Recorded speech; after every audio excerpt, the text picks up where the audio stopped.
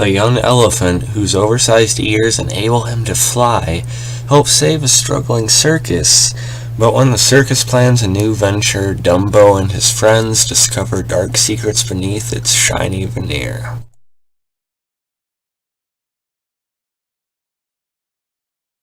Hey, what's up you guys? Bloody Jacob here to bring you another movie review. This time we're going to be talking about the 2019 live-action version of Dumbo, which I just seen in theaters about a week ago. I've taken some time to get to it, both to let my thoughts on the movie settle, as well as, I've just had like about 10 other things I'm trying to talk about, plus full-time job. I've complained about it before. But, we all need to make money, right?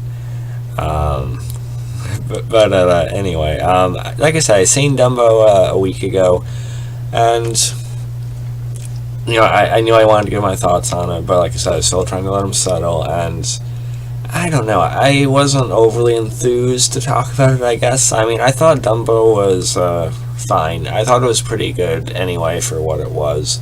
It's the latest in a slew of live-action, Disney films. There's whole controversy of whether to call the new Lion King film, live action or what have you, but it's still a part of the trend. And Dumbo, I thought, I don't think it failed. I think it was just kind of there. I liked it. I'm not gonna say I didn't garner any joy from it or anything like that. But it was just sort of there, and I'm not sure how overly memorable it actually was. But it did have its bright spots, certainly, as well as a pretty good cast, I'd say. First off, though, before we get to the cast, we'll talk about the most important part of it, the whole point and title of the movie. Dumbo himself, I thought was pretty well realized in the movie. Visually the movie looks pretty good. Now the budget for this was actually massive, probably a lot bigger than it had to be. IMDb says about like 170 million, which is kind of crazy to me. Like I see an article say that it costs more than Captain Marvel, and I get it because Dumbo, its main character is CGI, and a lot of the set was like shrouded in CG, enhancements and stuff like that, and different things of that nature. So I get it, but still, it does not need to be that expensive of a movie, from how I see it. But anyway, that aside, visually it does look pretty good. There's some good overhead shots of like this bigger fair area that they eventually get to with Michael Keaton's character and stuff like that. Dumbo himself looks pretty good. He fits right in. He blends right into it with our human characters, pretty seamlessly for the most part. And we see Dumbo, through his humiliation that he does go through when they don't think they can make use of him. Different things of that nature, as well as when he's separated from his mother, what he goes through there. It's all portrayed, pretty well, as well as you'd expect, for a family film.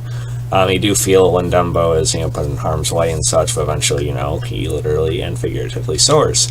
And that whole little journey there, I thought was pretty good. The movie is about almost 2 hours. Yeah, 1 hour and 52 minutes, it says here.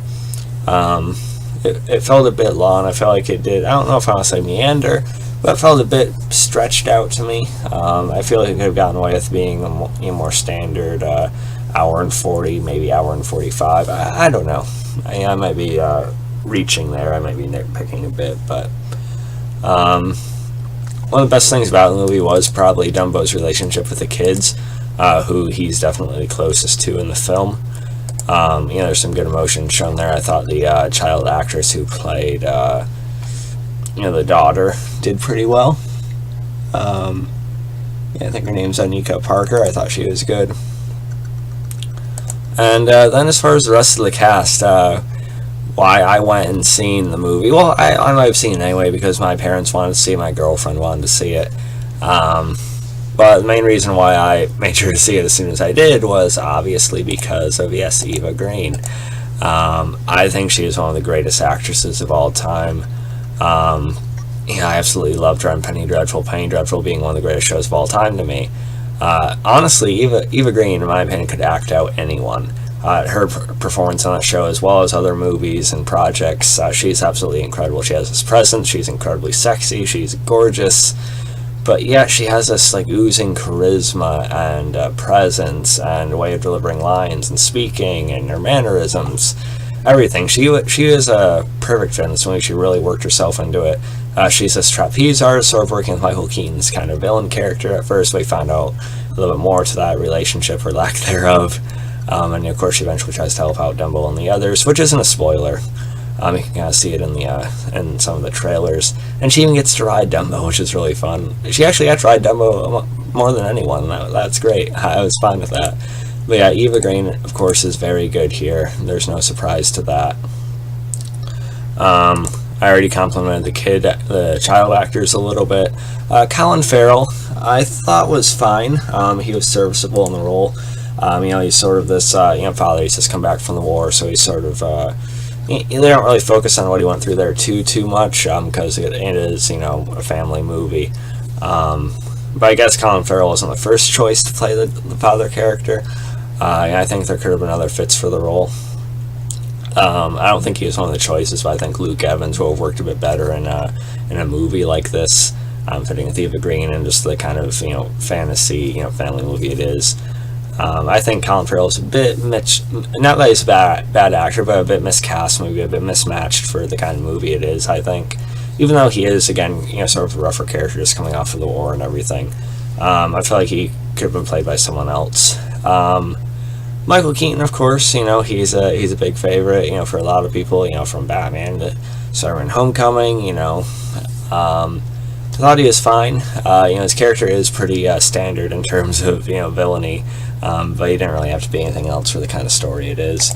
Danny DeVito is probably one of the best parts of the movie. He's always bringing a lot of energy, and he's the lead. He's the owner of the the circus we follow, and they do try to develop a relationship between Colin Farrell and Eva Green's character a little bit. It's not really too focused on. You just see them. You can tell they like each other, and it's all right. I can't say they rushed anything because nothing technically happens, but you can tell they're going to end up together after the movie or something like that. And it's all right. I can't say the chemistry wasn't there because we didn't get a ton of it, but it was fine for me. But yeah, so like the first portion of the story is kind of what you remember from the animated film. And then the second part with, what Michael Keaton's doing, everything is sort of like added on. And I thought that was fine, it felt like a natural progression to it. Do I think this is the best animated to live action? No. I'm not sure what it is. But, I thought it was fine. This sort of, it did everything, well enough. But I won't say anything that necessarily makes it stand apart. It'll be there on your shelf, the rest of your collection. But past that, I don't know. But I'll probably remember it more, again, because of Eva Green. If it wasn't for her, I don't know how much more I'd think about it again. And I'm not trying to bash the movie. It wasn't bad. I thought it was decent, but it's just me being honest, from my perspective anyway. So yeah, if I had to rate Dumbo, I'm giving about a C or a 77%. So yeah, let me guys thought about Dumbo. How are you feeling about, again, that slew of Disney movies we're getting lately? And yeah, so follow me on Facebook, Twitter, Instagram, like, subscribe, and I'll catch you guys next time. Peace.